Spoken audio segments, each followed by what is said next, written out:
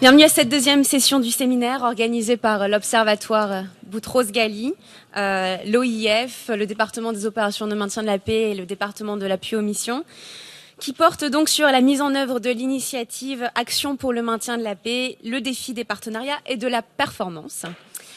Donc, je suis Namidi Radza, je travaille à l'Institut international pour la paix, ici à New York, où je dirige le programme sur la protection des civils et le maintien de la paix.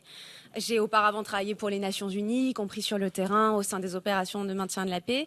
Et aujourd'hui, à IPI, nous développons un travail de recherche sur toutes les questions liées aux opérations de maintien de la paix, sur la protection des civils, les défis contemporains du maintien de la paix. Et je suis donc aujourd'hui entourée d'un panel très distingué que je vais introduire très rapidement.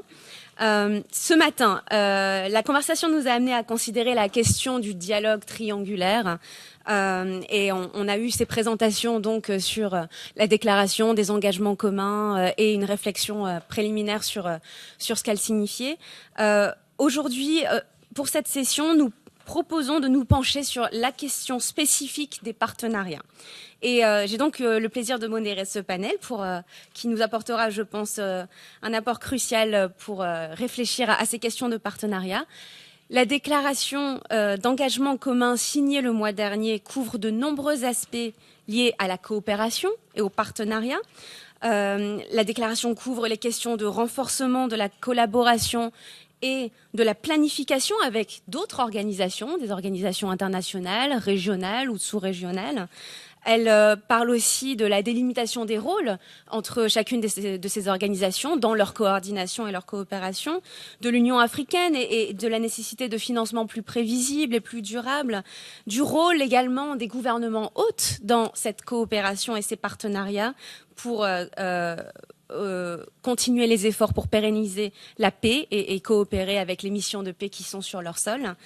Et aussi, elle couvre les questions de formation, de préparation et d'équipement. Donc, les partenariats posent de nombreuses questions. La question de la coordination et de la délimitation des rôles de chacun, la question du financement et du partage des ressources et des capacités, la standardisation ou la diversité des approches et le partage des leçons apprises entre chacune des organisations, les principes communs également, notamment liés aux droits de l'homme ou à la redevabilité, à la performance. Quels sont ces principes communs? Toutes ces questions sont liées à l'idée de renforcer les partenariats pour jouer sur les avantages comparatifs pour la pérennisation de la paix.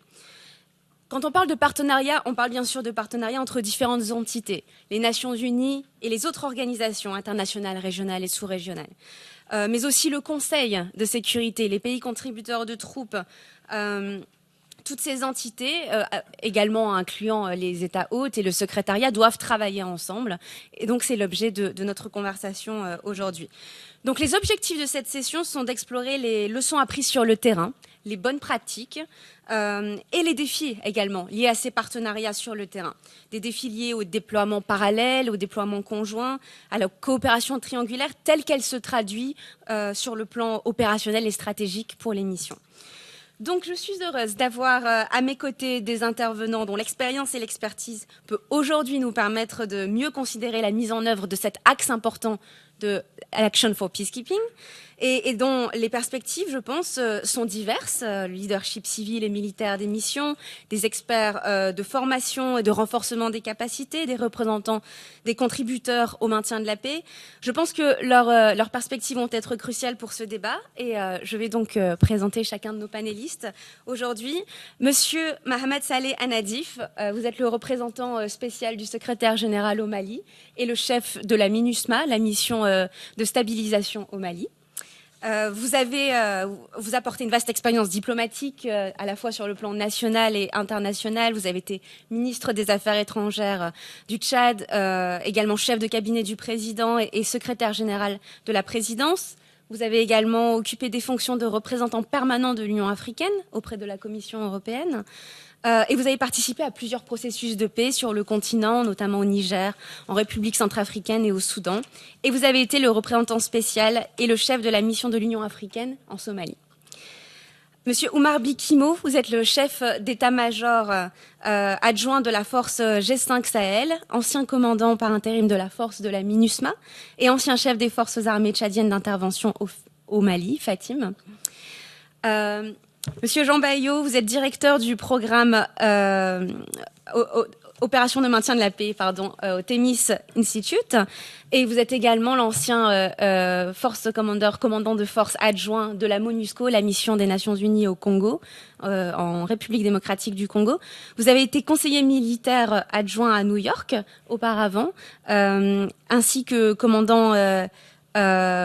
chef d'état-major, puis adjoint au département des opérations de maintien de la paix, et directeur académique du CHESD, le Collège de hautes études de stratégie et de défense de Kinshasa, où vous avez dirigé notamment la première session de formation des généraux ouverte aux officiers de l'Afrique centrale et aux hauts fonctionnaires et parlementaires congolais.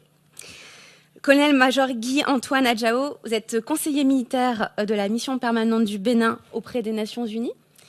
Et colonel Ruben Balaguer, vous êtes conseiller militaire de la mission permanente de la Belgique auprès des Nations Unies. Et donc, sans plus tarder, je vais donner la parole à Monsieur Anadif. J'allais en fait vous demander des éléments sur votre vision de ces partenariats dans le maintien de la paix, sur la division du travail sur le terrain, la façon dont vous le voyez pour le cas du Mali.